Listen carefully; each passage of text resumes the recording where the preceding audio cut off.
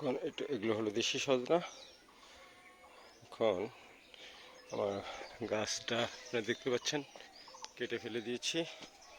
কেটে ফেলে দিয়ে বড় একটা দা নিয়েছি, নিয়ে পাততে গিয়ে আমার একটা আখের গাছ, আখ একটা পেয়ে গেছি। দেখেন কত বড়, অনেক বড়। ও বাবা, মোটামুটি 10 ফিট। আর এই সজনা গাছগুলো এরকম টুকরা টুকরা করে ফেলেছি। এটা হলো একটা আইডিয়াল টুকরা। এক হাতে কাজ করছি তো একটা অসুবিধা।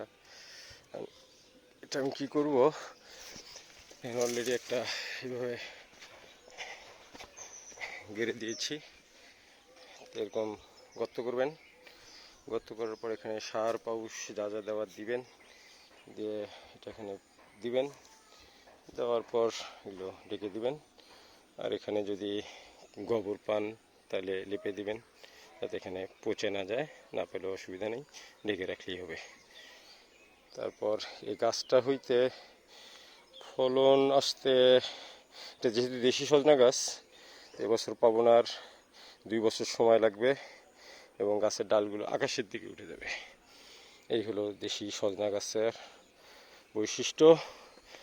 আর যদি বলেন যে না ভাই আমি বছরে 2বার করে ফলন চাই, তাহলে ODC-3 নামক এগুলো সজনা গাছ আছে, এগুলো যেখানে লাগিয়েছিলাম কিনে এনে।